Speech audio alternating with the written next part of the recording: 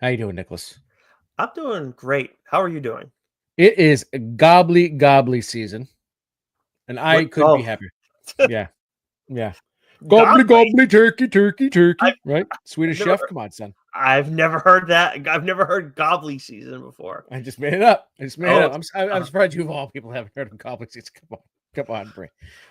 oh, oh, Uh, wow! It is. yeah, It, coming out hot, Nicholas. It's because I'm excited.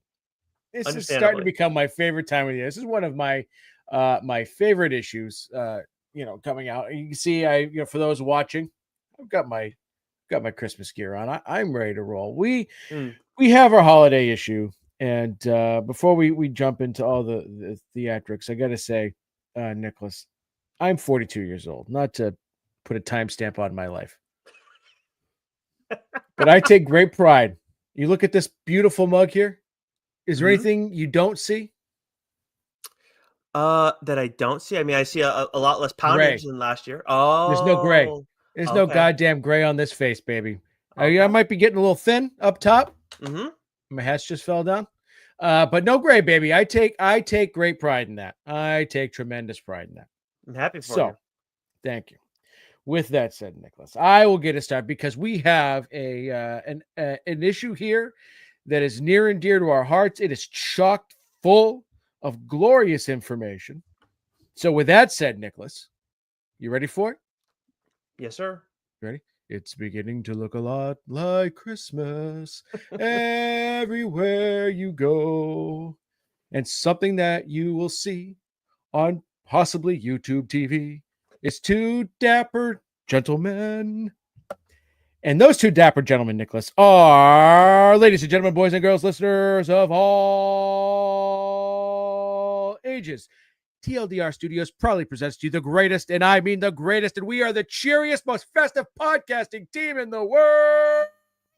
He's the comic book writer, Nick Friar. I am your friendly neighborhood backcracker, Dr. Joe, Supreme Dictator. Fuck that one up. Supreme Dictator and Tyrant for Life. And together we are the TLDR Comic Book Club, baby. I am no longer the dictator because I have lost 45 pounds, Nicholas. Ah, So that there you is go. right. Yes, we saved That's it. right. That's what I Saved it. thought you were going for before when you asked if you were seeing like something that's not on your face. I was like, I don't No, know. no. But There is a few less chins, but no gray. I was taking great pride in that today. I'm looking that's fair. right. I probably have more grays than you do, because I have I've definitely That's why we call you the Silver Fox. yeah, exactly. Anyways, so yes, we do have a very special episode planned for you all. For those that are new to the show, we're doing our holiday gift guide, and obviously, we tend to do just mainline episodes, our solicits, and then our Friar side chats. And a quick reminder: if you like to subscribe to YouTube or watch us on Twitter or what the heck is it, or Instagram Live, make sure you subscribe to one of our audio channels. That's the only place you're going to find our Friar side chats. Those are conversations with creators across the industry, generally writers, but we do obviously mix in quite a bit of artists. We haven't gotten to colorists and letterers yet, but we've gotten editors on, heads of studios as well. So make sure you subscribe to our audio channels, leave a 5-star rating and review. Otherwise, you're going to learn the real meaning of Backcracker. That's the only place you will find those conversations. But you can find this anywhere, obviously. And we are doing our gift guide. And as we made I was double checking us last year, Joe. We made the proper adjustment last year to make sure, hey, let's get out ahead of this. Do this in November because obviously Joe and I, we don't want to go and skip over Thanksgiving. Hell no. But in terms of Christmas shopping, holiday shopping, whatever you celebrate during December, you got to get ahead of it. So we want to make sure we're getting ahead of it as well. And we're trying to help out people. Of course, our listener base are people that read comics, who, maybe don't need as much help with the gifts, but maybe someone who you're trying to get into comics, or maybe someone who needs a little bit of help and you don't necessarily know the advice to give them. Maybe you want to recommend them to listen to this episode, or maybe you just want to pass off our ideas as your own. By all means, go ahead and do it. This is a gift guide. This is just to help you all out. Or maybe you've got those in a group chat that constantly ask you questions. If they just listen to the goddamn program, they know when these books are coming out. Just saying. Oh, that is an excellent point and very well said. And I'm not going to add on to it because otherwise we're going to go 15 minutes on that nonsense. But yes, so this is all about helping you guys out and helping grow comics, because that's what Joe and I care about most. That's why we do this show. We will get into what's new this week first. No catching up, so that way we can get to all of the items that we want to talk about throughout the gift guide. But Joe, let's start off with what's new and begin with Marvel. All right, we have the Ultimate Spider-Man issue 11. Nicholas, it's about that time I talk about this book on the show. I got it. It's just too damn good. This issue was exceptional. The series has been exceptional. Got to talk about it. Miles Morales Spider-Man issue 26, Wolverine issue 3. Fantastic issue. Here's the thing. We're cutting down what we're chatting about this week from what's new because we have so much to get to with the holiday guide. Nicholas, I could literally talk about 90% of the books we read this week. Easily, Nice. ad nauseum, right? Yeah. I could take up a full hour. That's how good of a week it has been for comics, which is usually a downtime, right? Because the holidays and all that. But banger of a week for sure. Holy smokes. Yeah. Certified banger, right? We have Daredevil issue 15, another excellent issue. The Immortal Thor issue 17, Exceptional X-Men issue 3, Phoenix issue 5, Storm issue 2, Spider-Gwen. I can't speak today, Nicholas. Maybe it's just the excitement. Yeah, maybe I put a little too much rum in my nog, but I just can't speak today.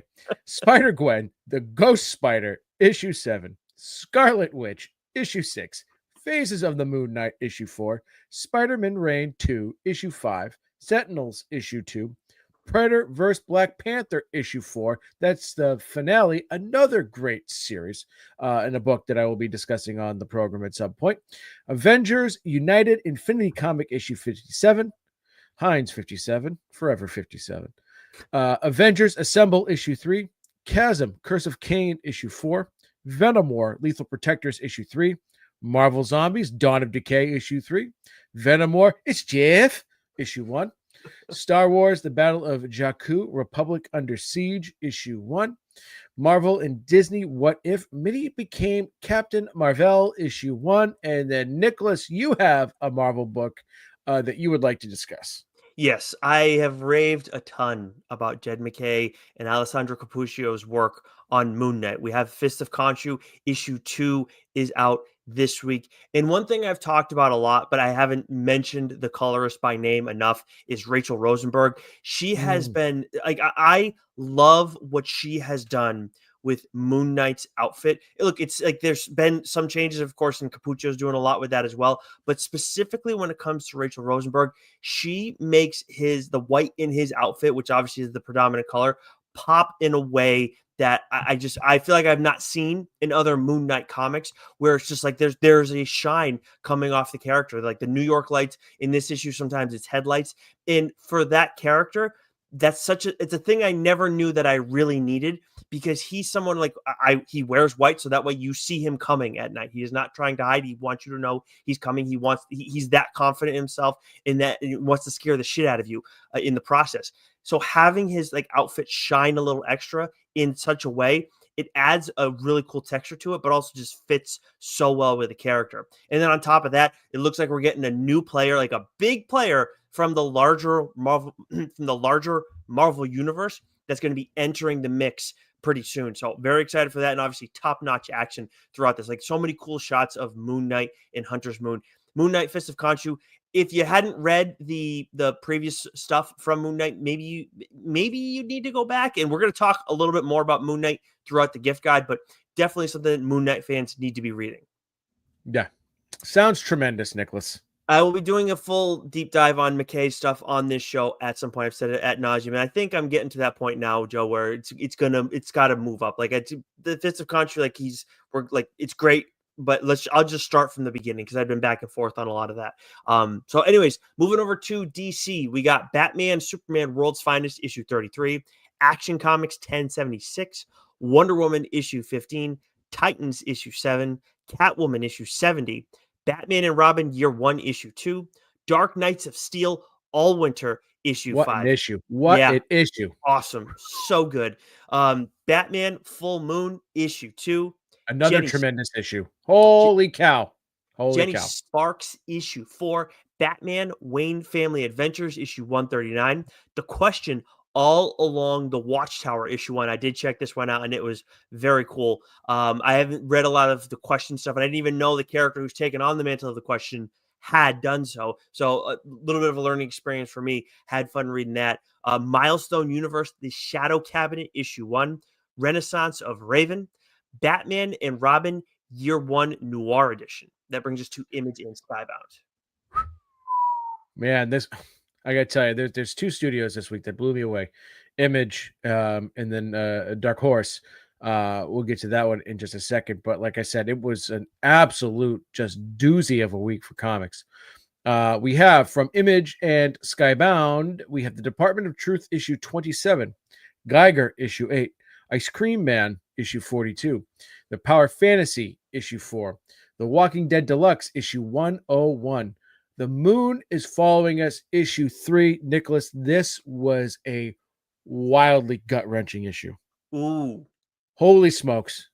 DWJ, Daniel Warren Johnson, as some people may call him, really has turned it up a notch in becoming one of those writers that just gets me. Like, yeah, I feel like he's like creeping up into that, like, because I know right now, if I was to say who your Mount Rushmore is, which we invented, of course, as everybody knows that listens across the old DHG. wooden ship. Yes. I would say it's Chip, Tynan, Lemire, and then your 4, I feel like depends on the day.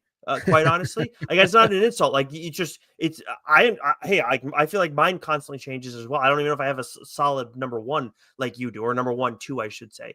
But I feel like Daniel Warren Johnson's starting to take that 4th spot for you. Well, he's really shot up the list. Philip Kennedy Johnson's shot up the list. Sean Lewis is always that. You know what I mean? Sean's one is always there. But like even like Do a Power Bomb, right? Which is a book I initially scoffed at because I wasn't a fan of the title. Like, that was it turned out to be an emotionally gut-wrenching series, right? Transformers has had its moments of being emotionally gut-wrenching. So like he's tapping in to something, just there's a great deal of human emotion that he's just able to tap into, that I think he's just been he's been just pouring onto the page. Dan Waters, another writer, right, that is just flowing up the ranks. But the Moon is Following Us is absolutely fantastic. G.I. Joe Real American Hero issue 311. It's Coming original. Rad City issue 8. Standstill issue 4, which has been an absolutely bonkers series, and this was just, it's the 4th issue in. We finally get the backstory that I think we've needed in this series. Excellent. Convert issue 4, Cowl 1964 issue 3, Null Hunter issue 2, Dead Eyes The Empty Frames issue 3, The Rocket Fellers issue 1, and The Horizon Experiment Moondogs issue 1.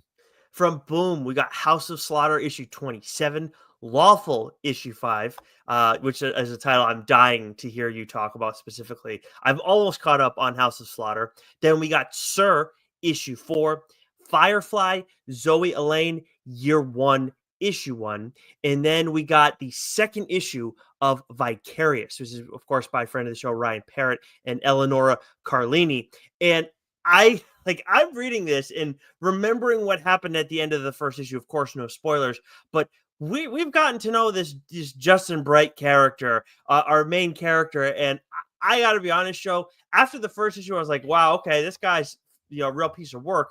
And now it's like, I don't know how he's going to walk away from all this. I really don't. Like we get a whole big development in that first issue. And then I feel like in the 2nd issue, it's like, things get wild, but not necessarily because of him. And it's just so many twists and turns. Like, I feel like we got at least 2 different twists in this 2nd issue that to build on top of the first issue. So this is exactly what you expect with Ryan. Though, like, he's going to layer all of these twists. He's going to paint you into a corner, and he does a really good job of creating these characters that are like, this guy sucks, but I'm really interested in what the hell he's got going on. Like, obviously, like, we love Dylan, Rogue Son, like, he's not Justin Bright, but at the same time, like he's a school bully. So it's like he does a really good job of fleshing those kind of characters out and then getting us invested in them. So I feel differently about Justin Bright, but I'm just as much excited about what's going to happen in the third issue of this. But I really mean it. I don't know if he walks away from this, dude. There was a moment where we get introduced to a character, and I thought we were going one way, and I'm thinking, okay, the jig might be up here. Mm, And then it goes in a completely different direction. And I go, yeah, oh, yeah, okay. All right. yeah. Okay. He's So, so good, like, man. I know it's Vegas shit, but like, that's what you want, right? You You guys will want a know story to, yeah, what Joe means when you read 100%. it. You want a story to lead you down a path and then brilliantly take you down a completely different path without making you like scratch your head and go, what? No, it's like you make that 90-degree turn, you go, oh baby. Mm-hmm. Oh baby. Yep. So what an issue. Yeah, some damn good stuff. And then we got some, like you said, we got some plenty of a big week from Dark Horse, like just in terms of volume, but also in terms of quality. Yeah, so we have Swartha, issue 12. That's Star Wars: The High Republic Adventures. For those of you who might be new to the program, The Oddly Pedestrian Life of Christopher Chaos, issue 13. I have him booked for New Year's Eve with a whole bunch of cubed ice. Paranoid Gardens, issue 5. This has been a zany issue, or series, I should say. Arkham Horror: The Terror at the End of Time. This is written by Cullen Bunn. Excellent series. Cyberpunk 2077 Kickdown, issue 4. Prodigy Slaves of Mars, issue 4. You want to talk about a messed up issue, Nicholas. Where Monsters Lie, Cul-de-sac, issue 2. You want to talk about things you didn't see coming. Yeah. Oh, baby. Yeah. This book is effing wild. Kyle Starks has kicked it up to 11. And we're only 2 issues in. I can't imagine where it's going to go from here. But It's such a good series. If you're a horror fan and you're not reading Where Monsters Lie, like I've said it a lot, but I want to make sure that everybody knows that's not reading it. Like horror readers, you have to check out Where Monsters Lie. yeah.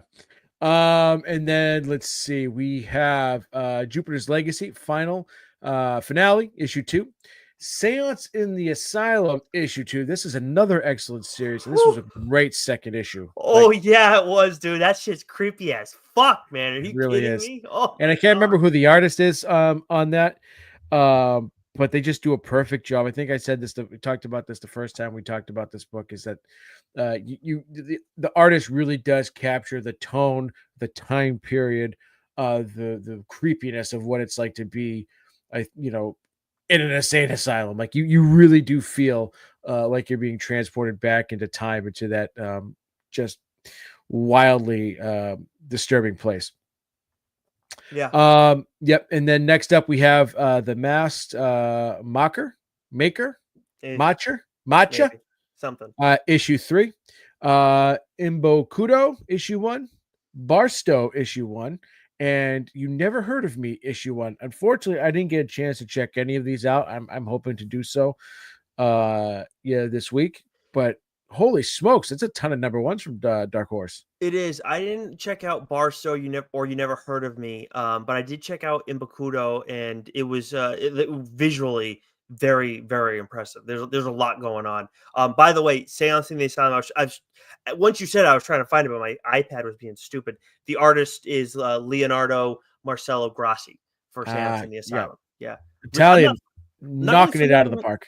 Not really familiar with his work, but I need to be on the lookout for it more because I his horror stuff. Partner him up with Cullen Bunn. Ooh, yes, that's a good Yeah. call. Very good call. Then we move over to Mad Cave, and we got Flash Gordon issue 4. I can't go as I may have the higher pitched voice here, but I can't sing like you, so I was gonna try. Yeah, that's better than I would do probably. Probably. The Body Trade issue 3, Galaxy of Madness issue 5, Spectrum issue 1, and then the trade paperback of When the Blood Has Dried, of course, by friend of the show, Gary Maloney. We had him on the show a little while back. I'm excited Gary to Maloney. pick this one up. What did I say? You didn't say Maloney. Okay. Well, Merloni. I don't want you to screw up my buddy's name here, okay? Gary Maloney. I There you wouldn't ever dare. He was the former co-host with Mike Mutnansky, right? That's who we're Yeah. talking Oh, about. jeez, don't do that to poor Gary. He had a home run in his first major league at bat. It's a big Oh deal. yeah. You rode Nomar's coattails for his Uh, entire career. Anyways, that then we have you have a book from Matt Cave you want to talk about. I'm going to try and compose myself. Please do, Nicholas. That is Mugshots issue 4.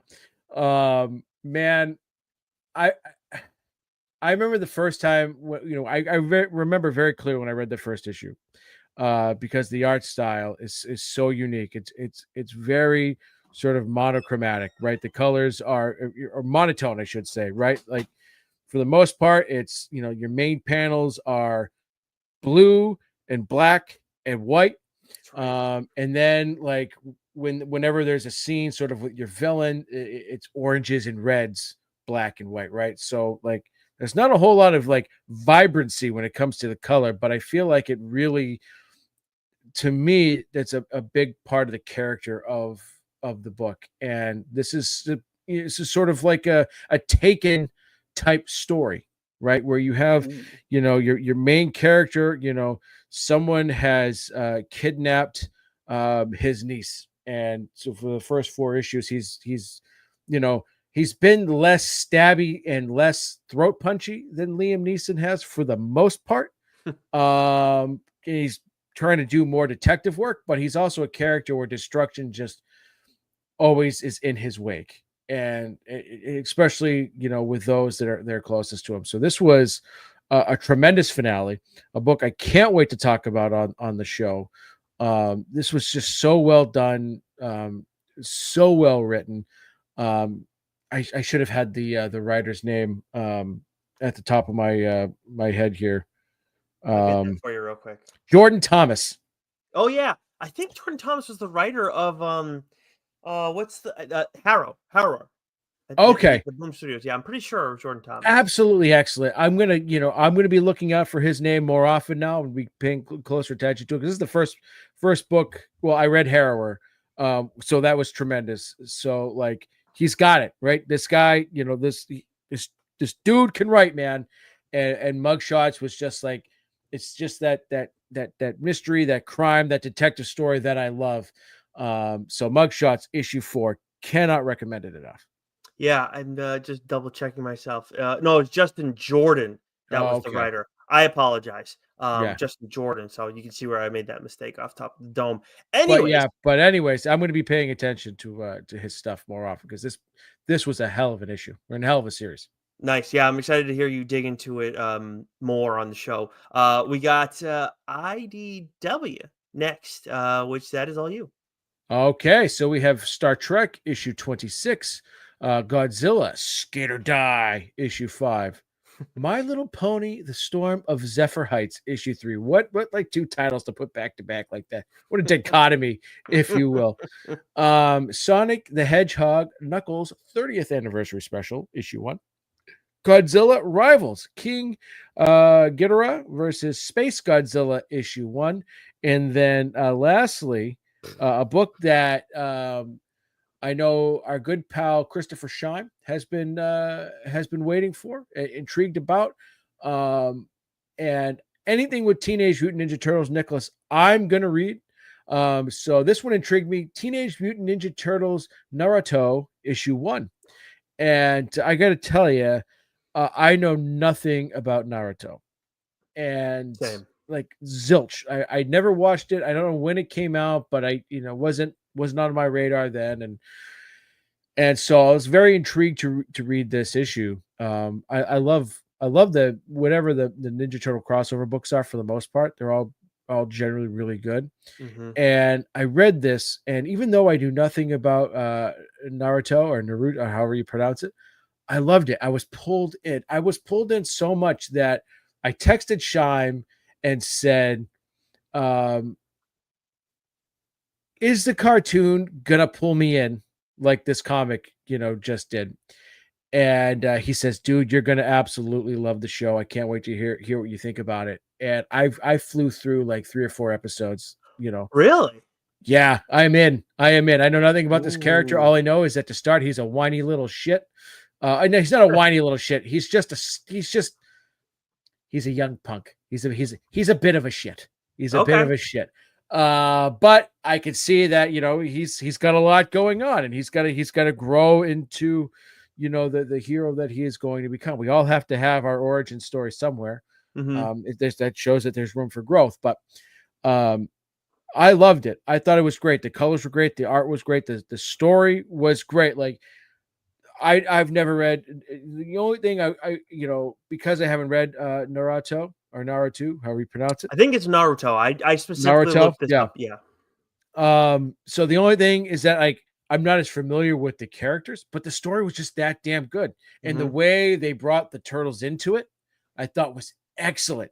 Hmm. And just again, the artwork, the turtles are sort of wearing these kabuki masks, which I thought was awesome. It just looked really cool. So this was a fun first issue. Should be a really fun series. And I gotta tell you, I'm all in on Naruto. So I'm going to be watching more of it. I can't wait to talk to Shime about it. And just, yeah, I was pleasantly surprised, Nicholas. I gotta say, you covered it very well. I just need to echo and add that I am very much sucked in now too. Like I am Yeah. absolutely in on Naruto. This was my first experience with the character as well. I know he's widely popular, and I should check out whether it's the manga or the show. I loved this right away. Like just getting to know him and some of these other characters. Like, oh, okay, it's not just Naruto who's cool. So there's a lot Yeah. going on there. Yeah, Yeah. I'm in with you as well. I'll have to give that. Where is the show? Is it? It's not Hulu, Netflix, I is it? believe. Oh, it's never. Oh, really? Oh, shit. Okay, nice, awesome. Okay, definitely gonna have to check that out. I'll round us out here. So we got Vault. We're supposed to get the second issue of Lilith this week. From Oni, we got the third issue of the Autumn Kingdom. We don't get review copies from Oni, but I know you've been loving the Autumn Kingdom. Then Sectars issue 2, Sesame Street issue 4. Then from Titan, we got Doctor Who, the 15th Doctor issue 4, and the sixth issue of Blipmap. Then from Dynamite to round things out, we got Thundercats issue 10, Thundercats Chitara issue 5, and the Powerpuff Girls issue 5, which that, Joe, brings us to the end of what's new for this week. And as we mentioned off the rip, we are doing our holiday gift guide. We know that we still got Turkey Day to get through, but we want to make sure you guys are ready as you're going out, and whether you're going out and shopping or if you're just sitting at home on Amazon or wherever else trying to find stuff for that comic book fan in your life, or maybe just trying to help if you're a big time comic book fan yourself and trying to help get other people into the into the medium, trying to give you some advice there. So take all of this advice that you like that you like from us and pawn it off as your own. And then if somebody tells you, hey, this thing stinks, blame it on us. This is for you guys. It's not going to happen. That the latter, I should say. But anyways, all right. So we got a few different categories that we want to get through. We will actually venture a little bit outside comics as well, because there's other stuff to get to as well. And then maybe you have someone in your life who already reads plenty of comics. It's like, what else can I get them besides these books? They've read all of these books. Somehow they've read all these same books. But Joe, do we want to start off with the first, or did you have anything to add before we get going? No, I think I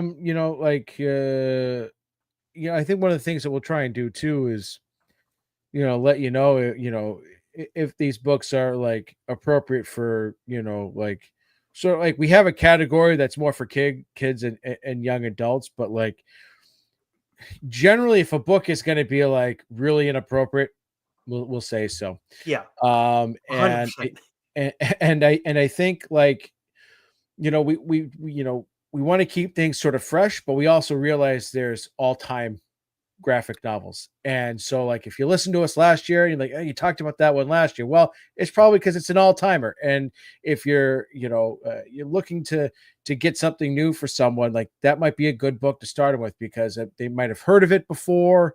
It might be somewhat familiar. So I would say, like, a vast majority of the books we're going to talk about, we tried to keep fresh and fairly current. And if there's books that you might have heard us talk about last year or even the year before, just know, like, those are goated books. Those are all timers, and We don't have a ton of those on there, but we definitely we have I think we try and keep a category for it specifically. Yeah, and to that end too, if there's books that you're like, "Oh, I heard you guys mention this book last year," because maybe you want to go back and listen to that, but you're not mentioning it this year. That doesn't mean that we wouldn't recommend it. We're just trying to, Mhm. again, make sure we leave time for or devote time for books that we haven't mentioned specifically in our gift guide. So if you listen to this and it's like, "Oh, nothing's really working for me necessarily," feel free to go back and listen to last year's or the year before that, because there's still gonna be plenty of things that you can pick through from those and order at your local comic shop 100%. So I'm gonna, you mentioned the categories. I'm gonna run us through our graphic novels categories real quick, Joe, just so everybody has an idea of what to expect. So we're gonna be leading off with the first volume of an ongoing series, trade paperbacks of from a completed series or OGNs, youth and young adult books, and then new to comics. Try these. That's going to be it from the comics section. We do have a couple other items that we're going to get to outside of that. But why don't you kick us off for the first volume of an ongoing series category?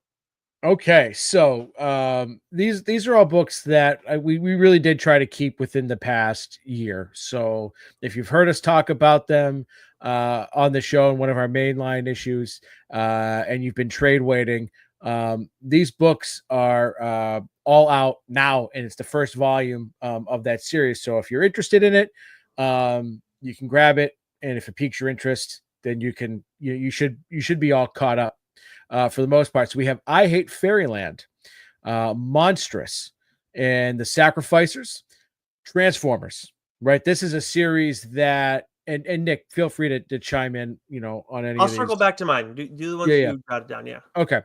Um, so Transformers, right? The first volume is out. I believe the second volume is out too. I think so. Um, this has been like the whole Energon universe has just been so perfectly executed. So if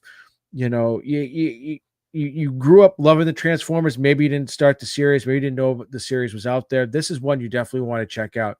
If you've got kids, that are maybe 10, 11, 12 that you're trying to introduce to Transformers and to introduce to comics, this is a great one Mhm. to start. It's very nostalgic while also feeling very current, and like properly in the day and age that we currently find ourselves in. Yeah, and um actually, to note, you are correct. The second trade just came out yeah. this month. But yeah, I like, and yet, like, as somebody who like just very much never like always been kind of like on Transformers. Like even with the Michael Bay movies, where everybody was watching, I was always like, okay, I'm not gonna watch it. I did eventually, but I was like, I did because other people were asking me to watch it with them. So it's like I've never really sought that out. And then I read this, and it was like, this has been an awesome series. So cannot recommend that highly enough. Next we have Feral, right? This is Tony Fleece, Trish Forstner, and Tone Rodriguez. Um, the first volume is out. Nick and I, we had Trish and Tony on. We rave about this book every month that it's out. This is one of those, you know, uh, at first glance, a cutesy little cat book that is anything but. It is wild. It is vicious. For the horror fan in your life, this is a great book to recommend and pick up. Definitely. The Last Mermaid, written and drawn by Derek Kirk Kim. This book is gorgeous. It's stunning. It is, and it's a wonderful story.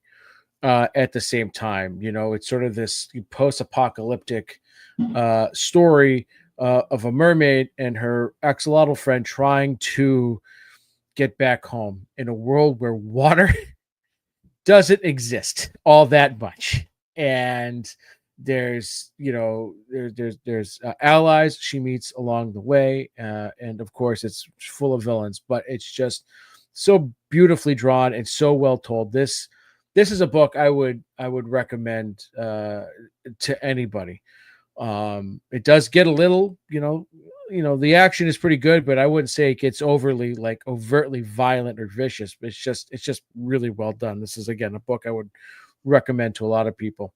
Yeah, and this is a book that you're going to talk about the show at length at some point in the not too distant future, maybe after Yeah. the holidays, just or maybe even before the holidays Yeah, ends out. we'll still have a couple of mainline issues coming up, and if it wasn't for spooky season, I would have talked about it already. 100%. You know, Yeah. Ultimate Spider-Man. This is by Jonathan Hickman, right? I mentioned this in What's New. This has been one of my. This is going to go up there as one of my all-time favorite Spider-Man stories. It's excellent, absolutely excellent. I love the Ultimate series because again, it's giving creators an ability to freshen up an origin story by essentially being sort of an Elseworlds kind of thing, existing in this Ultimate universe. I really love the tweaks that Jonathan Hickman has made, and Marco Cicchetto's art's been brilliant. The book that has surprised me the most this year, and that's Beneath the Trees Where Nobody Sees. Again, we're getting this sort of these cutesy animals. This is sort of got a sort of a Richard Scarry kind of vibe to it, a Berenstain Bears kind of vibe to it, but it revolves around serial killers in this cute little town, and it is not what you'd expect. And again, this is it's written and drawn by Patrick Horvath, and his art's excellent. The storytelling, the pacing of it, everything about this book is brilliant and great for horror fans. And yeah, especially for the Dexter fans in your life. Oh yes, Dexter meets Berenstain Bears, right? Next we have The Hunger and the Dusk, Volume 1. I just talked about that book on the last mainline issue of TLDR. This is for the fantasy fan in your life. This is again this is written by G. Willow Wilson. She just nails it. Absolutely nails the storytelling here. It's got heart. It's got action. It's got sweet violence against just terribly horrific creatures, which is what you want in a fantasy story. So I can't recommend that one enough. And then That Texas Blood, volumes 1 through 3. Now, technically, the series is still ongoing because there is more coming. Don't know when exactly. But the first 3 volumes of this I talked about on the show as well a while back. This sort of satisfies the horror fan, the country western fan. This is just brilliant storytelling and brilliant art all around. Yeah, and then for me, you mentioned my recommendations specifically. As much as some of these I would also recommend and have read as well. With all 3 of the titles that I made sure to jot down, they all are fantasy in some capacity. I know we kind of deal with that no matter what. When we're talking about comics, there's like a fantastical element in a lot of stories, I should say, that we deal with. But these are all very much like high fantasy. I Hate Fairyland may be the closest thing to low fantasy, but at the same time, we're so focused in Fairyland. For this one, this is for this is going to give you those like Saturday morning cartoon vibes, but then it's like everything just turned like raunchy. Like everything just got like so like adult and angry and in all the ways. Raunchy may be going a little bit too far, but it's just like everything got adult and miserable and violent. So for anybody who like is pining for that time as a kid, definitely get them I Hate Fairyland. Monstrous is a book I haven't talked about on the show. I am going to talk about it. I've kind of wanted to catch up on it, but there's so much to it, and it is very dense. The world that is built here is so there's so many, like, it feels very lived in, and you're dealing with some anthropomorphic animals in there as well, along with humans. There's a lot of different dynamics. Actually, that's kind of at the center of it all. I love the art for this series. I'm actually blanking on the creators' names of Monstrous. Shame on me, but I highly recommend picking that one up for people who really appreciate high fantasy. And then The Sacrificers. I talked about this one on the show at length. I should be getting Joe this for Christmas because he is supposed to read this as punishment on the show. But yeah, The Sacrificers, another world that feels very lived in. This is a little bit shorter, whereas the Monstrous is I think the longest one of the 3 that I'm recommending in this section. Whoever you get the Monstrous for is going to be reading that for a while if they like it. The Sacrificers is coming up on the conclusion of its 2nd arc, I believe, and that thing reads pretty fast. And that one is that one I feel like Monstrous would appeal to younger readers a little bit more than the Sacrificers would. I wouldn't necessarily say any of these things are for like are made for kids. But yeah, those are those three that I wanted to make sure that I highlighted. Then Joe, we what do you got? Monstrous, Marjorie Liu with art by Sana Takeda. Thank you very much. I appreciate it. Santa Takeda. Yeah. Oh, geez, shame on me. All right. Moving over to some completed series and some OGNs that we wanted to touch upon. Why don't you take us through some of the ones that you wanted to make sure we mentioned? Okay, so with these, we're mostly going to just sort of list them off because we have a ton here, and but I'm sure there's a few here that we will we'll dive into just a bit. But Local Man, right? All 3 volumes are out now, right? This is a series that just recently sort of, I guess, came to an end, but could make a return in the future. This is written by Tony Fleece and Tim Seeley. This was just an excellent series, one that I'm sad kind of came to an end because I was hoping and expecting a lot more. But excellent stuff. If you sort of like that old sort of '90s, vintage image superhero vibe, this is a great title. The Infernals, Ryan Parrott, Noah Gardner, and John J. Pearson. Artist name. Thank you, John Pearson. This was what was the elevator pitch for this one? Oh, it was the Exorcist. No, not the Exorcist. The Omen meets Succession. Succession. Yes, thank you. Right. This is a really, really great Yeah. series. When the Blood Has Dried, we just talked about that. The trade paperback is out now that you're hearing this, written by a friend of the show, Gary Maloney. This is, again, if you, for the fantasy fan in your life, this will scratch them right where they itch. Yeah, and I would say of the ones you've talked about so far, while I don't think that's a kid's book, that's one that could be like more so than the other two could get a little younger reader. Yeah, like yeah, YA, I mean. yeah. Like this is like I think like 5th, 6th grade is probably their earliest, the youngest I would go. But like I would have read this in middle school. No Okay, question so there you go. about it. So there you You know what I go. mean? So middle school. That's more what You I'm know? thinking. Like, well, yeah, Yeah, no, definitely not younger than that. Hell no. yeah. Morning Star. We talk about great writers that have a great propensity of sort of getting to that emotional core, and that's DB Andre and Tim Daniel. This book was haunting, absolutely haunting. Kill Your Darlings. We had that crew on a ton. This is a book again that just blew us away with the character development, with the storytelling. You want to talk about getting invested in your characters. These guys absolutely do that. And this was such a great series. Speaking of DB Andre, again, Resonant. This is a great little horror book, and it's got a great little emotional core to it too, with our main characters. And one of the characters in this, DB Andre is a physical therapist, by trade, and so he brings some elements of that, into one of the characters here. But this is a kind of a terrifying book that I again will always recommend to people. I think it's getting a special hardcover too now that you can get that would make a great gift. Oh, nice. I thought you were gonna say that he's a physical therapist by day, and that for me to be recommending a book by a physical therapist says a lot about how good this book is, because I would never do that otherwise. Yeah, 100% you're correct on that. That is facts. That's a fact check. Beyond Real, written by Zach Kaplan. This is a trippy book, and it's got a series of artists.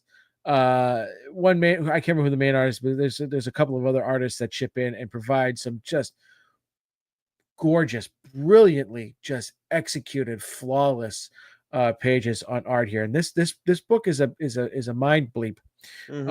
Highly recommend that one. The One Hand and the Six Fingers. As you're listening to this, depending on when you listen to it, these are 2 separate books, all telling the same story, just from different perspectives. And it's going to be, thank God, they're collecting it all in one trade. I don't know exactly how it's going to be put together story wise. I'm very intrigued by that. But this drops on December 11th, so you will be able to get it for that special someone in your life by Christmas. And this is a sort of a neo noir, serial killer, detective story, right? This is sort of like Blade Runner meets Seven kind of thing. Excellent. This is written by Ram V and Dan Waters. Just two excellent writers telling one gorgeous story. Bear Pirate Viking Queen, by Sean Lewis and Bravecchia. I forget Jonathan his Marks Ravecchia.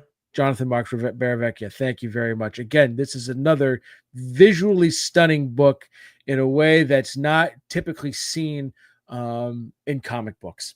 And it's written by Sean Lewis, who is a brilliant storyteller. And this was a 3-issue story, but they were longer issues.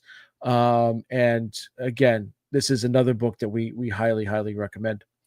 Zach Kaplan again with the Midnight Shadows. This came out as an OGN back in October, I believe. This is sort of a futuristic synthwave 80s vibe story that is original and is accompanied with a soundtrack written by the Midnight Shadows, or Midnight Shadows, I believe the name of the band. Yeah, Right? the Midnight is the band, and then The Midnight. Sorry, yes. Shadows is one of their songs from that album.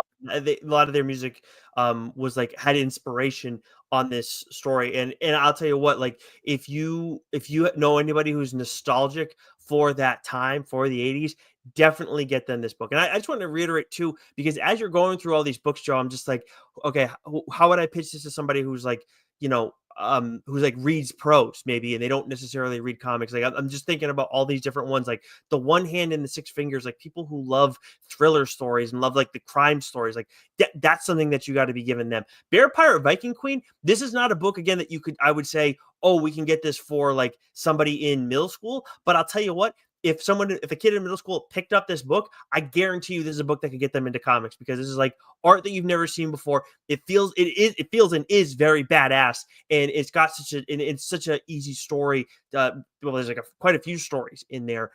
So like just again, like all of this stuff, like as we're going through this for everybody, I recommend like thinking about like who would I pitch this to? Who would I give this to? In your life that you're for as a gift for the holidays, because it's not, again, this isn't necessarily for you guys for your own gifts. This is for like, I'm just looking at the lens of why I love this episode so much is because I think this is one of our best chances to help everybody else spread the good word about comics and how it's like this medium is amazing, and it's like in a golden age right now, and take advantage of it for the love of God.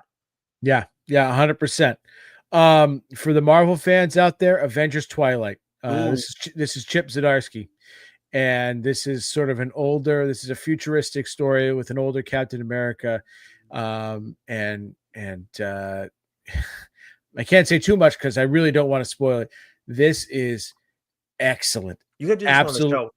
Yeah, I do gotta do this on the show. Maybe I'll do this one and Ultimate Spider-Man. Maybe there's a lot to do on the show. I know. We got so much, but this is absolutely excellent. This I would give hands down to any Marvel fan, right? It's Chip, so it's excellent. And just again, it's original storytelling. It's seeing our characters in a different light. It's not sort of retelling their origins or anything. We're seeing things now in the future, and this is this one's a doozy, I gotta tell you. Again, for the horror fan in your life, The Me You Love in the Dark is an excellent book. Yeah, dude. Oh my God. Yes. Right. 100%. Right. Again, for like the superhero fan. Thank you, kiddo. This is sort of this is for like the darker superhero fans in your life. That's The Vanish, written by Donny Cates and Ryan Stegman. Thank you, man. I'll tell you what, this is another one that's like so a lot of these books, I don't think about it often. Like I don't like actively think about like what book is like what can be someone's gateway comic. But obviously, that's important. That's a thing that is helpful for readers. I mean, we've all been there. Those of us who are into comics like big time. Vanish can very easily be that, especially if they watch The Boys, or more likely if they read Harry Potter, because that is the elevator pitch on this. The Boys meets Harry Potter. Definitely like this is I remember my wife reading this one, and she's definitely appreciated more like Feral and Animal Castle. So we're both still waiting on when the hell that's going to get going again. But Vanish was one that's like not as much in her like what she's checked out, and I think she saw the cover and I was like, oh, what's that? And she really enjoyed that one as well. You know what vanishes? Vanishes that bridge book that takes you from someone who, has been reading, say, Marvel, right? They mostly read Marvel and It's also DC, true. Yes. right? You read this and you go, oh, and this could be their bridge. Like this is a great bridge between going from like taking the things that you love from Marvel and DC and then kicking it up a notch, bam, right?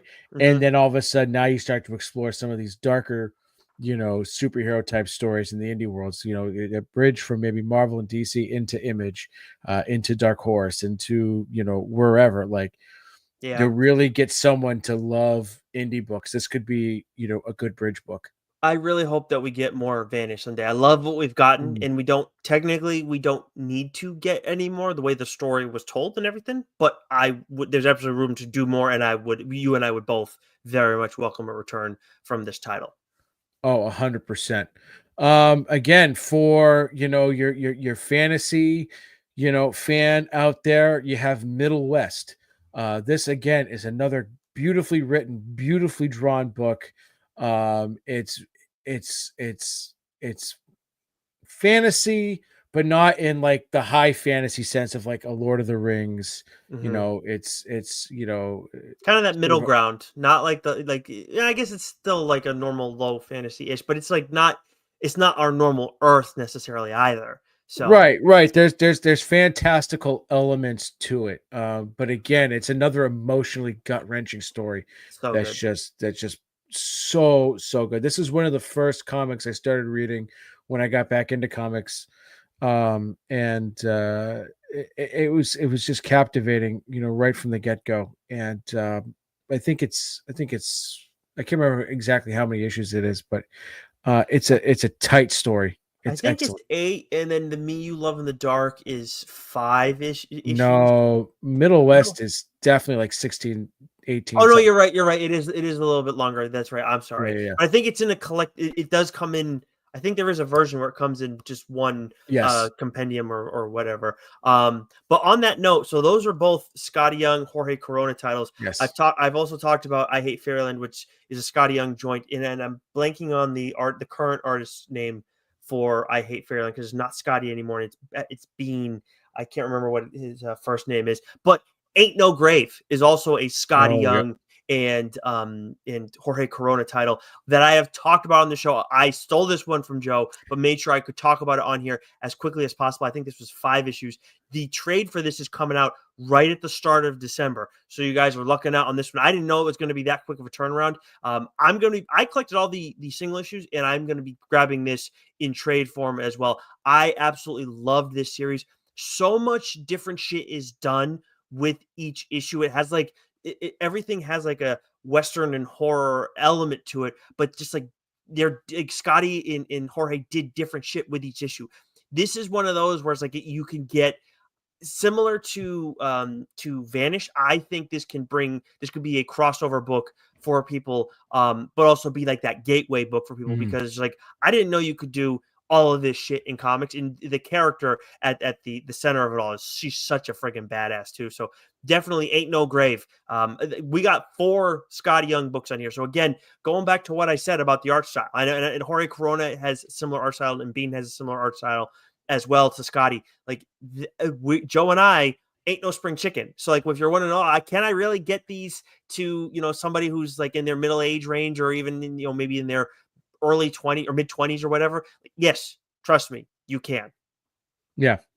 Yeah, they're such a great team. Pine and Merrimack. This is dropping on Oh, December 11th, and this is Kyle Starks and who's the artist, Nicholas? it's the Lucky Devil artist. I am blanking on his name off Yeah, the top yeah, of my head. yeah. I will get it for you in a second, but I will say this of outside of the YA books that in young reader books that we're going to be talking about on the show, this is the most. At least half of this book is the most wholesome book that we will recommend on this show or in this episode. Yeah, because the main characters, it is a beautiful love story. But this again, this is another sort of murder mystery tale, right? That is just it flies. It moves at a 1,000 miles an hour. Fran Galen, thank you. Fran's art on this is out of this world. It's Fran's good. it's vicious when it needs to be. It's lighthearted when it needs to be. This is an excellent book. Again, I wouldn't necessarily give this to my 12-year-old nephew, 13-year-old nephew now. Jesus. Wow. But like, yeah, just that sort of comic book horror murder fan in your life. This is a great book for them. Hmm. The next year, I'm just going to rattle off a ton of titles, and I'm going to tell you that anything you buy collected from AWA Studios is gonna be a home run. I've discussed a ton of these books on the show. Two of these books actually have TLDR endorsements on the front and or back covers. That would be Year Zero, Volume Zero, written by Daniel Kraus, and Red Zone, written by Cullen Bunn. Year Zero is a book I talked about in here. Red Zone is a book that I didn't talk about because we had Cullen Bunn on to talk about that book. But some other great ones: Little Black Book, Red Light, American Ronin, Archangel 8, Black Tape. That was written by Dan Panosian. Mm, Devil's Highway by Benjamin Percy. Hotel, one of my all-time favorite horror books, written by yep. John Lees with art by Della Bartella each. Hit Me by Krista Faust. That book is that is not one for kids. Before you go any further, I was about to say none of these books are. No, I just want no. everybody to I know was I was I was gonna get to that. there's only Yeah. one that you've done on here by them, Erratic, right? Erratic and bite-sized. Bite-sized, yep. Bite-sized is definitely YA. Erratic is, again, it's sort of like um early Spider-Man, right? Like, again, Yep. it's YA. It's great. If you're a fan of Spider-Man, you're gonna love Erratic. It's part of the Resistance universe, which is sort of the superhero universe that's got a modern take and feel, and what feels like could be a realistic origin story for superheroes and villains.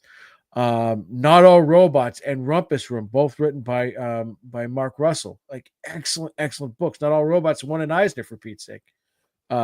Crimson Cage is a horror book written by John Lees. It takes place in sort of the 1980s indie wrestling circuit.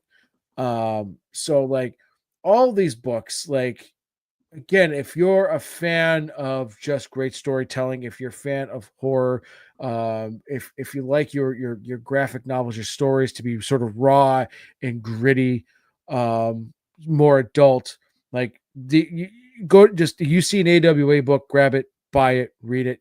You're seriously, you're gonna love it. Yeah, 100%. I completely agree.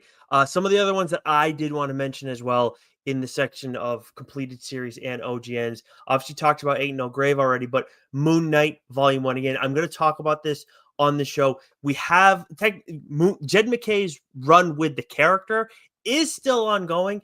However, the first like 30 issues were under the title of Moon Knight, and then we got I think it was it Revenge of the Moon Knight? I'm blanking on the second one. But anyways, get that first volume. Awesome stuff. And you don't have to have read other Moon Knight stuff prior. As long as you just have a general familiarity with the character. Even if you watch the show, that's enough. You just have a general idea of what the character's deal is. You're not going to feel lost in this series. There will be callbacks that for loyal readers that you'll appreciate, but you're not going to feel like it's McKay doesn't do it in such a way that you won't understand. And again, Alessandro Capuccio, like I love his art style. And there I will be bringing up this run again a little bit later because there's something else for big time Moon Knight fans. Sacred Lamb. This is a book that I talked about on the show very recently. This is from TKO Studios. This is a nice little like book outside of horror season that is scary, but at the same time, like it feels a little bit easier to access for any of those who like horror or maybe don't go crazy hard into horror. Then Canary, which again, horror book, but also Western. And this is a Scott Snyder book in Dan Panosian. I don't think I need to say more in terms of a creative team off of that, but I really love this. This is a dark horse title. We talked about this on the show a long while back.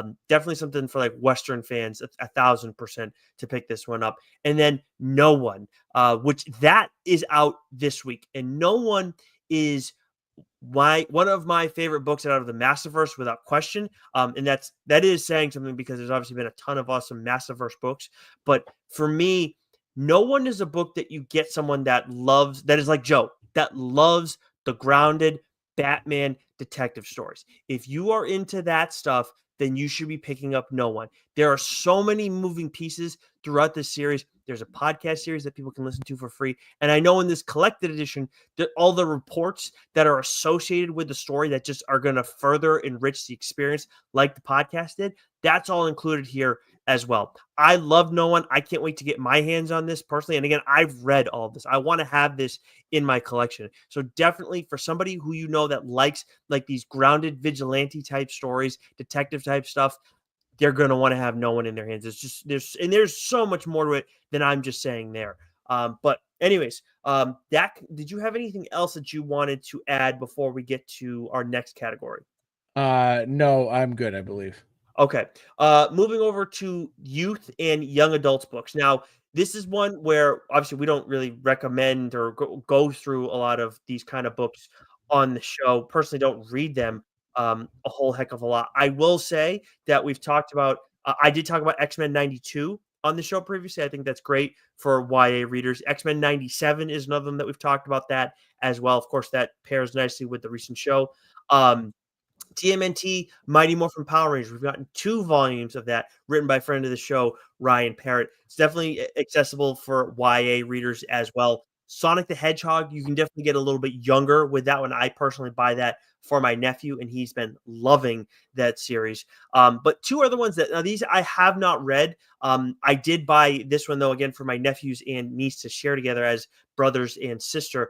The Tale of the Mummy Cat double booking. This is from Paper Cuts, which is a Mad Cave imprint. I got this for them. They had a lot of fun with it. And the real, like, one of the hooks for the kids is like you have a cat that's like a mummy in this story, which I can't say I've ever seen before. But you have a brother and sister going through this experience, and then you get the brother's version of the story and then the sister's version of the story. So it's a flip book. So it's one story in 2, but you're getting the different perspectives, different art styles in it as well. And it's written by a brother and sister. And then I'm actually going to check this one out. I think, I don't know, who knows if we'll talk about it on the show, but Scoop, this is from Maverick, which is Mad Cave's YA imprint. So Paper Cuts is for the slightly younger readers. But the big thing for me with Scoop is I think they're on the 3rd volume of that. So you know that this is resonating with YA readers. But a quick synopsis on this one. When the news breaks, someone needs to fix it. That's where Sophie Cooper, redheaded Cuban-American high school freshman and intern at Miami's worst TV news station, comes in. So those are the additions that I wanted to make to the list that we've already kind of had growing, Joe, for again the youth, young adult readers books. Did you have any that you wanted to add on top of what we've done previously? Yeah, I mean, the Ultimate Spider-Man, whether it's the original Brian Michael Bendis series that came out in the early 2000s, or the current one with Jonathan Hickman and Marco Cicchetto, great Spider-Man stories with slight twists on the familiar, origin story of the characters. Just both brilliant. Star Wars, the High Republic series, whether it's Dark Horse or Marvel, it's a great way to, if you want to introduce comics to the Star Wars fan in your life. Wind by James Tynion and Oh, I can never pronounce his name. Pronounce their name correctly. It's uh shit will come when we just talked. But anyways, this is a great fantasy story that is both lighthearted, it's emotional, but it also gets wildly violent at the same time. But it's definitely it's still geared, I'd say, more towards that middle school, high school age. Michael Nice, thank you.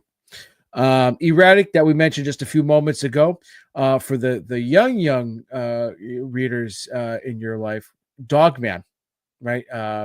David Pilkey. I would love to have David Pilkey money. That guy's got to be effing loaded. Yeah. Diary of a Wimpy Kid.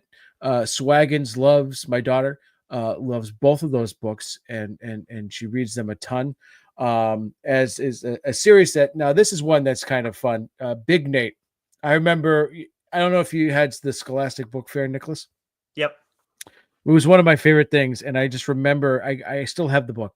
I got it in 5th grade, and it's like Big Nate, and it follows this sort of middle schooler, Nate, and he's a bit of a rambunctious rule breaker. But the name of the book was Add More Babes, and so it's about him and his friends, and he writes his own comic. It's just really cool. It was sort of like, I loved reading that. I loved reading Foxtrot, some of those Sunday, paper kind of stories.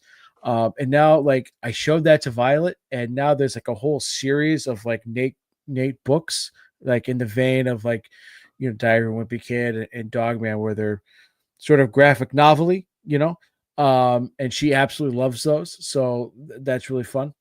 There's Babysitter's Club, the Little Sister series. So like if you've got a daughter and you want to, get them into like graphic novels, and you want to get them into reading, and maybe the Babysitter's Club is like more middle school, age, and they're a little bit younger than that. This is like the Babysitter's Club. It's like their younger sisters sort of doing it. So Violet has a couple of those books that she loves.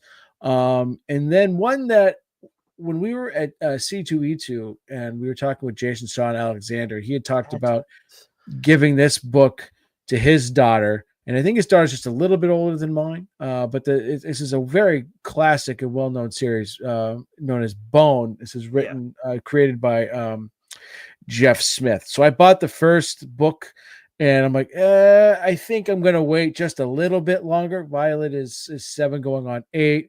I'm thinking like 9, 10 is probably a good range.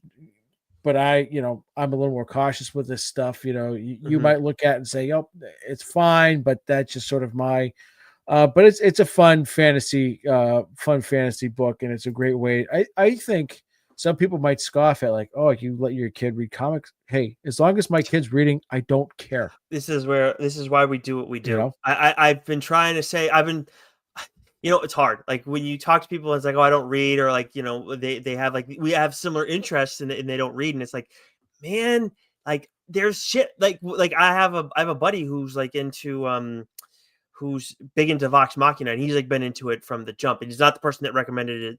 We had a listener recommend the show to us, and I've been like, man, like he should be checking out Die. And there's another title that the When the Blood Is Dry. Like these are and then there are Vox Machina comics. I haven't checked those out yet. I will, but it's like you should. He doesn't read a lot. So it's like try, but you gotta like I try to tell people like through my own experience. Like I wasn't like this crazy big reader. Like I read for work. I've always read like articles and stuff like that, but from like a reading books and whatnot, that was never my thing, because the way my brain is, my mind would always wander. I've gotten better as an adult, but at the same time, like reading comics is so much more effective for me, because my mind, when it wanders, because it occasionally still does, the art always brings me back in. It always makes it easier for me, and it makes it a much more enjoyable experience. So I very much like, anytime someone says like, oh, like your kid reads comics, like if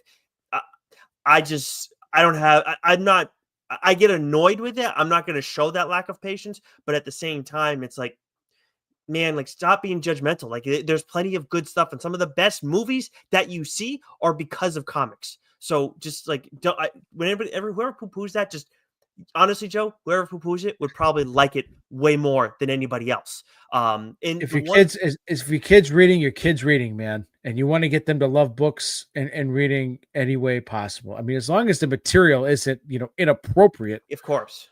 right? Like, let them read it. We're Let not them read it. recommending friggin' Sweet Paprika for, for them on this show. Or, I mean, when we talk about some of these other ones, because there are some other horror ones that we're going to get into a little bit, but even those, like, of course, we're not recommending those. But one other YA one that I don't know if we mentioned it before, but I know we've talked about it on the show quite a bit because your daughter likes it and then my nephews like it, is TMNT Saturday Morning Adventures. Mm. I got them into it because you were into it, because your daughter was into it. So that's another one for, if you want to get them into TMNT, like that's another way to go about it. Yeah. But that is it for our youth YA section. Again, with all these other books, that is very much up to your own discretion. But those are the ones we feel comfortable recommending in that range. Then we got the new to comics, try these. Now, again, I do think a lot of the other books that we've mentioned, you can do that. I do think that there is like a, there's a through line for any comic, because comics not a genre, it's a medium, despite what people try to say when it comes to movies and whatnot. But with these, I did see like with this section, I do think it's good for us to like have this to give like some clarifiers and like here's an easy through line, an easy way in to get some people. So where do you want to start? Okay, I'll start with my list down here, and Okay. then so like these are all books, like, again, this is sort of what when I was adding books to this section of the list, these were like, to me, like all timers. These are goated books. These are books that I gave to my nephew, when it was age appropriate, and I said, this is a book you want in your collection. This is an all-time Batman story. This is an all-time book. This is a book that you're gonna go, some of these are books that you're gonna go back and you're gonna reread, several times over. So I'm not saying these are all books that I'm gonna list off that I would necessarily give to my 13-year-old nephew, but like that's my thing. Like, you're gonna give someone a book that is going to be sort of an all-timer. These are some must-read books. These are classic books. And if they're just sort of dipping their toes into comics, they haven't been reading them for a while, maybe they're not as familiar with these titles. These are great ones. A lot of these have been made into movies, whether they're live action movies or animated movies. These are just, as I said, all-time, to me, books. So Batman Year One, like, any person in your life that's a Batman fan, like, needs this book. So maybe you've got a kid that loves Batman, loves the Batman movies, is getting into comics. This is a book, if they don't have it, you give it to them, right? Like, again, I think I gave this to my nephew when he turned 11. I said, here you go. This is one of my favorite Batman books. This is this is the origin story, that you need to read, for this character. This will change your life.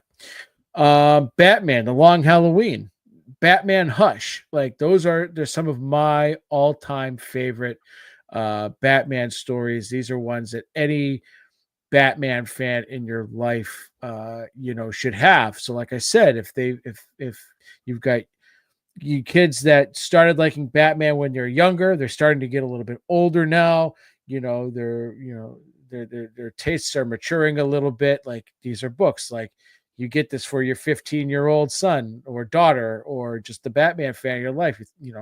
They're gonna absolutely love it. Superman For Tomorrow, that again is another one of my all-time favorite Superman books. There's a lot of All-Star Superman. There's a lot of really classic Superman stories, but this one to me really stands out, right?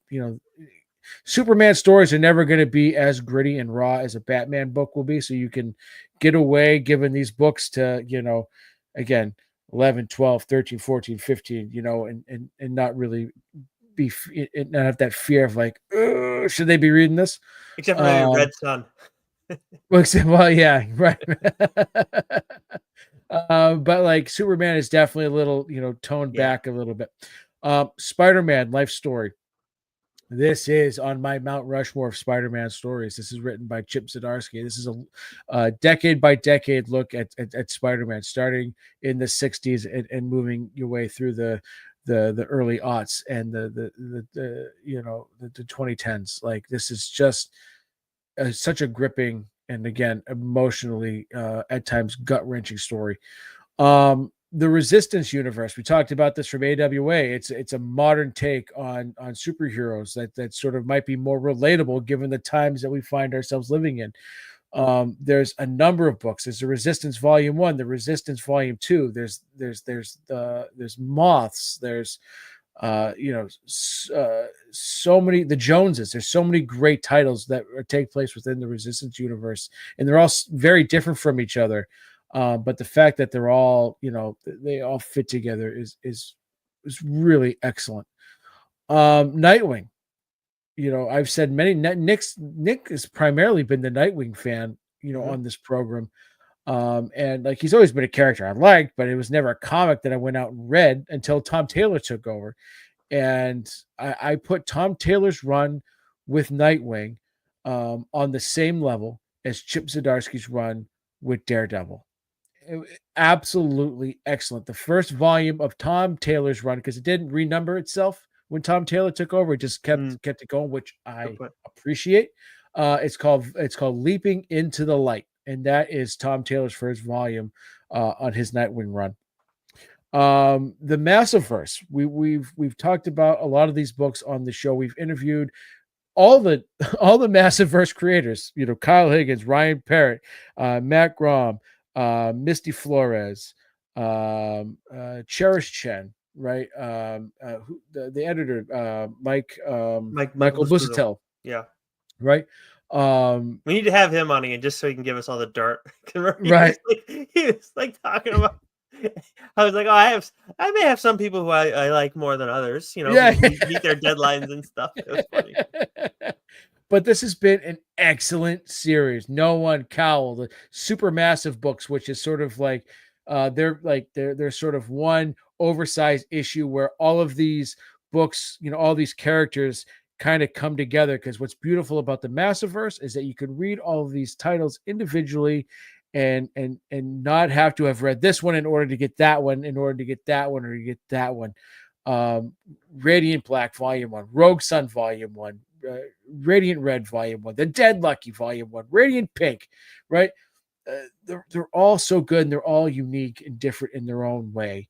So anything Massiverse related. I would add too, if you're like, oh, like there's so many options. Maybe you're like, oh shit, I don't know which one to do. I can't figure it out. Guess what? There's a book for that too. Across the Massiverse, Volume 1. Joe and I actually got those physical copies mailed to us, and those books are real nice. I'll tell you what. Yeah. You get that for somebody especially I don't know, even like an 18-year-old or something like that, they're going to think that thing's friggin' badass when they get that, because the art on this thing all the art in the Massiverse is friggin' outstanding. But the cover for this one, man, is so damn cool. It's definitely one of my favorite trades just for that alone. But it's got the first issue of all the titles in there, so they can read them all and then be like, oh, I like this one. I don't know about that one. Oh, I love that one. So then they can kind of figure it out for themselves. And that way you've kind of touched on everything. Yeah, I was going to get that. Was absolutely excellent. And it's a great introduction to all these books too. And they might read it and like, well, I really like, you get it all in one volume, and you might find, well, I really like this character and I really like this character.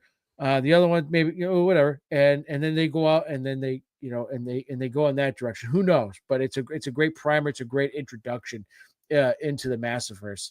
That might be one of the best ones, like of all the gifts, all the books that we have here. That may be the most bang for your buck of anything 100%. that we recommend here. 100%, 100%. Because it's 6 issues, 5 or 6 issues in one collected trade, and it's like $18, right? Something like that. Yeah.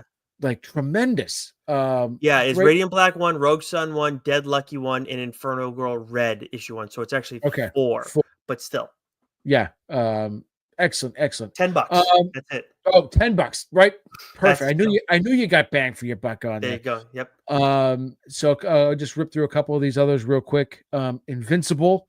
Again, this is more, I gave it to my middle school nephew, but this is definitely more, definitely 8th grade and up sort of book. There's the show on Amazon Prime, which definitely gets very violent. And there is some language that might be a little colorful, but again, that's another just brilliant independent superhero story. Die, which is this beautifully drawn book by Stephanie Hans and written by Kieran Gillen. This is a fantasy book. This is one that you've got to be in the right mental headspace to read. It is so in depth, and it is so, I don't want to use trippy, but like there's a mind bleep that goes on while you're reading it. You really do have to be in the right headspace, but it's a brilliant, brilliant book. For the horror fan in your life, Philadelphia, you can never go wrong with that. For the Marvel fan in your life that wants more Wolverine, I can't recommend, other than Old Man Logan. The only other Wolverine book that I would highly, without a doubt, recommend is Benjamin Percy's run with the character. So Wolverine Volume 1. And the same can be said about Ghost Rider. Like, if Yeah. anyone says, "Oh, what's a good Ghost Rider book?" Well, go read Unchained Volume 1 by Benjamin Percy. His run on Ghost Rider, again, to me, is like second to none. And then lastly, for like that crime junkie in your life, this is definitely a book for adults. High school, they're definitely above is Criminal. And this is a Brubaker Phillips joint, and these series of stories, which talked about on the show, is absolutely, it's brilliant stuff. I Getting also its want own to show too, by the way. Yeah, I also want to know on the Wolverine Ghost Rider front, we didn't bring up Wolverine, but that's because the trade of that is not Mm. out yet. But the next series is going to be beginning in December. So something, if you want to pick up a single issue, that may be something to check out on your own. As for me, the ones that I wanted to make sure I highlighted, Nottingham. This is from Mad Cave Studios. I talked about this on the show a little while back. This is for people who like Robin Hood, and this is a little bit darker, so it's kind of growing up with, maybe if you were like me who loved, and Joe for that matter, who loved the Disney Robin Hood.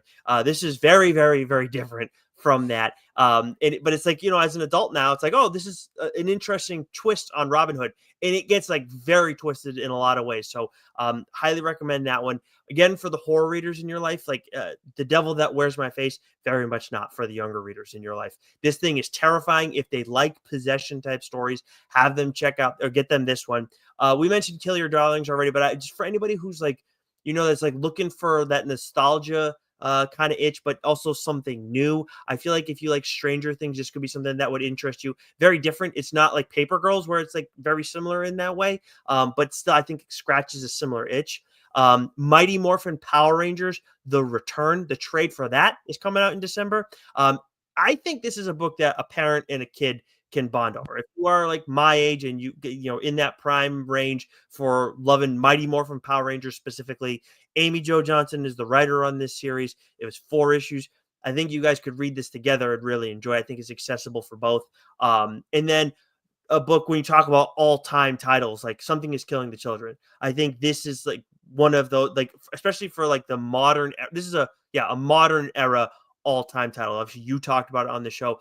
I am someone who is very late to the game on it. I could not be more in on it. I feel like where you've had that similar experience with Nightwing, I'm having that with Something Is Killing the Children. I cannot wait for what is next. Everything that we get from Something Is Killing Children, I cannot eat it up fast enough. The Slaughterverse is friggin' awesome.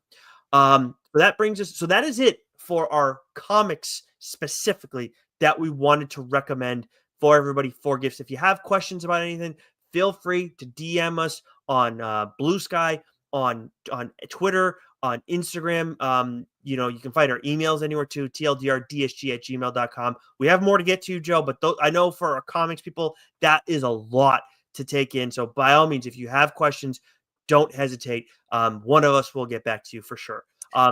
Let's move on to pros and more. I actually don't have anything to add to this. I know you have some stuff, but the book that I've been recommending to a lot of people over the last few years, at least since it came out, is True Believer by Abraham Reisman. This is described as the definitive revelatory biography of Marvel Comics icon Stan Lee, of course, a writer and entrepreneur who reshaped global pop culture at a steep personal cost. So obviously very gripping there. But what do you have for the people?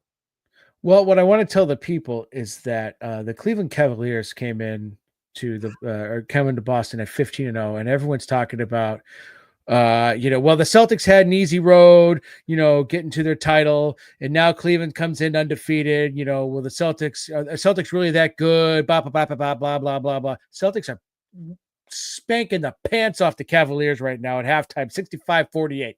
So yeah, Not to timestamp the show or anything. yeah, all you Celtics haters out there, suck it.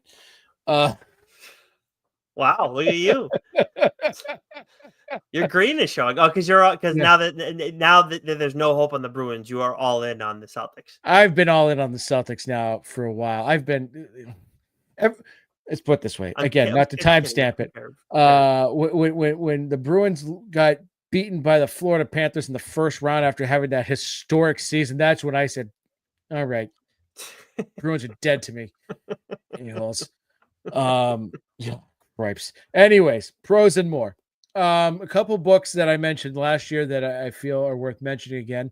Whale Fall. This is written by Daniel Kraus, who wrote a couple of the comics that we discussed today. Year Zero, Volume Zero being one of them. This is, the elevator pitch on this is The Martian meets 127 hours. And this is a powerfully humane and scientifically accurate thriller about a scuba diver who's been swallowed by an 80-foot, 60-ton sperm whale and only has 1 hour to escape before his oxygen runs out. Yeah. I this is like I'm not you read prose. I like only do a little bit, and it takes me so long. I need to, because I really need like quiet space to like get invested in, because I'm also like I always slip into a robe, light some candles. Yes, exactly. All this, and get my Gandalf pipe, all these things. But I need to, like with comics, I'm always looking to read comics anyways before prose. But when I think about like my prose list, Whale Fall is very high on like this is one of the books that I need to read. Yeah. The Comet Cycle trilogy, the Ninth Metal, the Unfamiliar Garden, and the Sky Vault. These are all written by Benjamin Percy. I have all but the Sky Vault to finish. Oh no, sorry. The Sky Vault is the only one I have yet to finish. And the town of North Fall, Minnesota, will never be the same. Meteors cratered hardwood forests and annihilated homes, and among the wreckage, a new metal was discovered. This omni-metal has properties that make it a world-changing as an energy source and as a weapon. This has been a phenomenal series so far.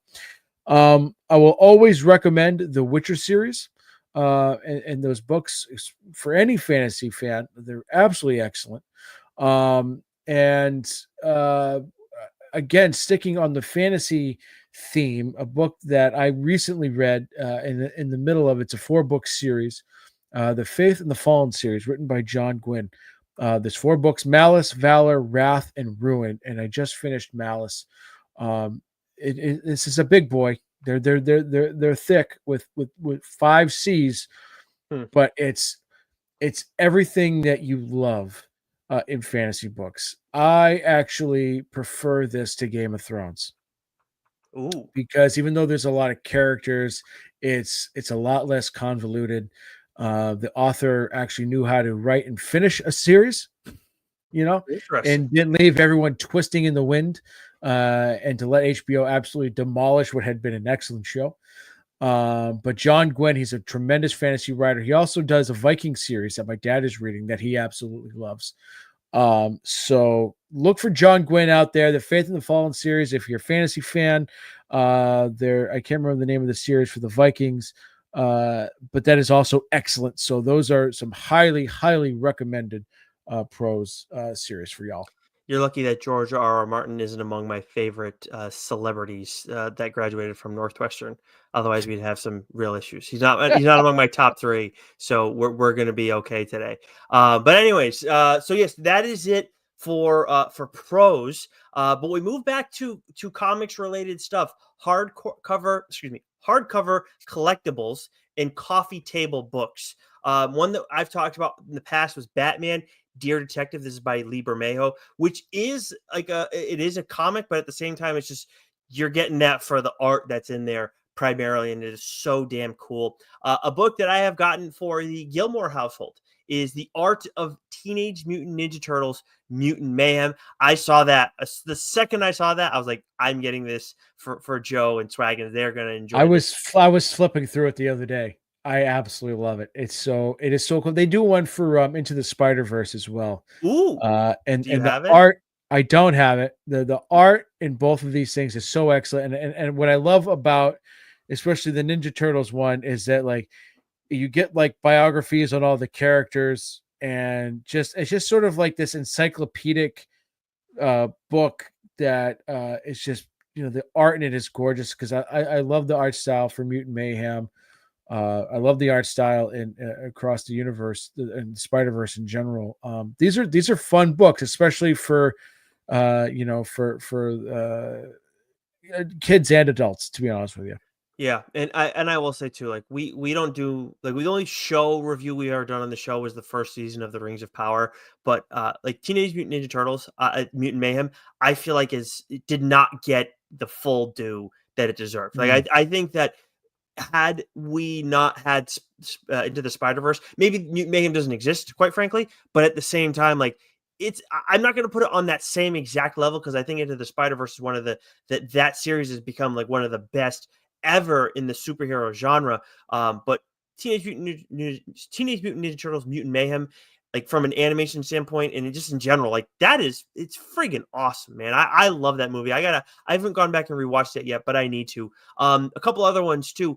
The omnibus of Jed McKay's Moon Knight runs. That was 30 issues. The collection of that. Definitely want to pick that one up for anybody who is a Moon Knight fan. Even if you know that they were reading the Moon Knight run, that's an awesome collectible to have. And then Peacemaker Tries Hard, the hardcover of that is available as well. I talked about that series on the show. Definitely something you can read on its own. Kyle Stark's friend of the show is the writer of that series, and obviously, if people who have watched the HBO series, they'll definitely want to check that one out. But that's what I got for the hardcover collectibles and coffee table books. Do you got anything to add? Something is Killing the Children, Volume 1. The hardcover is a great collector's piece, especially if you get it autographed by James Tynan. Yeah, let's Mm, go.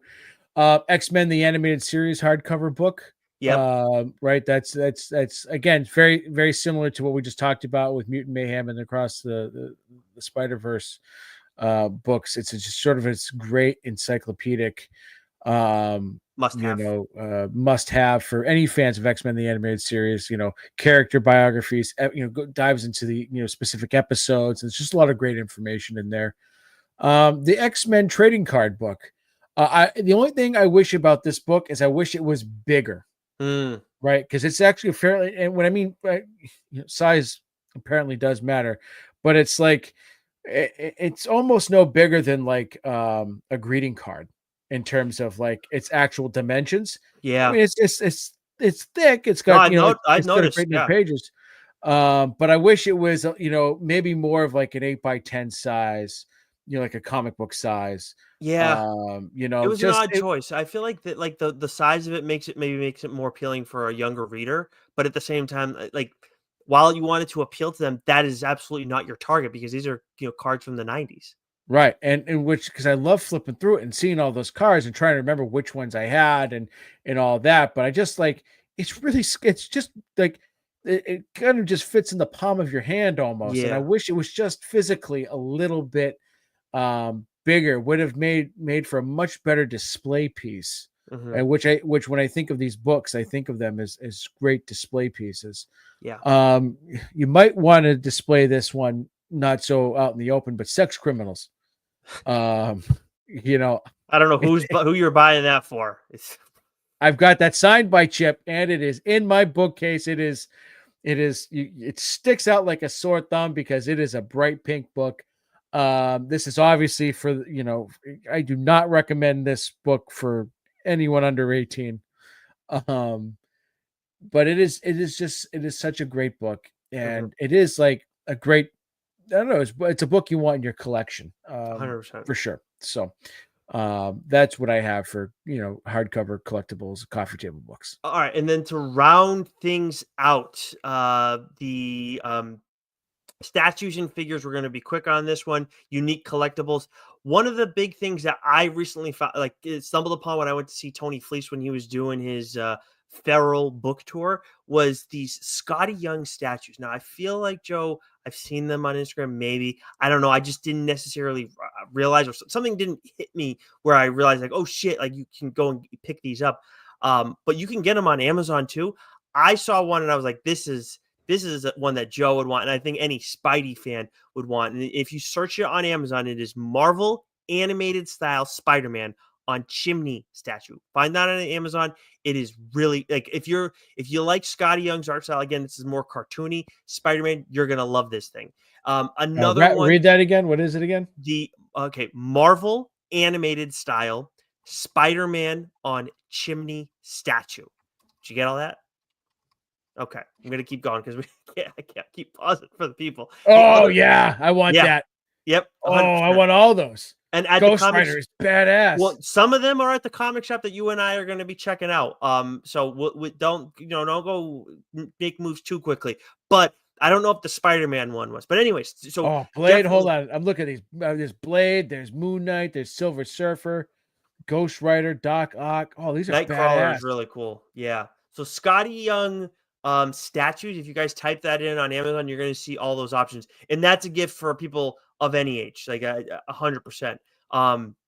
So also I want to highlight too, Marvel Legends Elektra Daredevil figure. It's going to say Spider-Man on the top of the case, but look that one up, guys, because that's the kind of gift I feel like if I got that as a kid and I like Daredevil and then I got this gift, I'd be like, who the fuck is this? Like, oh, it's Elektra. Why does she look like Daredevil? And that would make me want to read the comics 100%. Like that could easily be like a gateway thing that helps get people into comics. So those are the two big additions for me. I mean, we've talked about it before, like the TMNT Last Ronin action figure is freaking badass. Like we've seen McFarlane do a lot of awesome figures recently as well. But the two additions I wanted to highlight were the Scotty Young statues. Again, search that over on Amazon, and then that Elektra Daredevil Marvel Legends figure.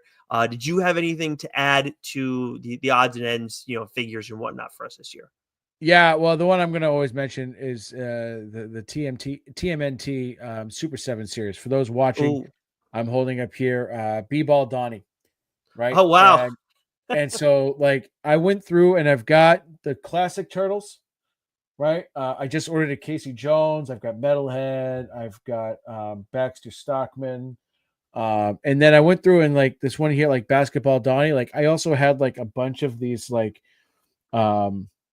different style turtles, like Basketball Donnie, Spaceman Raph, Samurai Leo, Sewer Surfing Mikey. Like those were toys I had as a kid. And the Super 7 toys, they're a little bit larger in scale, but the detail is incredible. So it was like nostalgic. I've got like, because I don't have those toys anymore, but like, so this is a way for me to kind of get those and sort of relive my youth a little bit.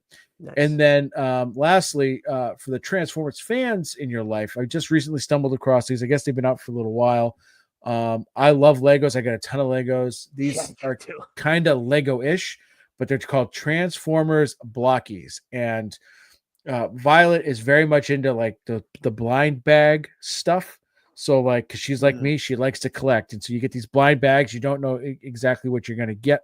So these Transformers Blockies, they got 6 different series, technically series 1, 2, 3, 4, 5, and then a newer one for the Transformers 1 series. And there's something like 8 different ones that you could potentially get that will range from like common to rare, or like that chase one you get. So you open up, you don't know which one you're going to get, and the instructions, and then you got to kind of put it together. And I got to say, like, they're like 3-4 inches tall.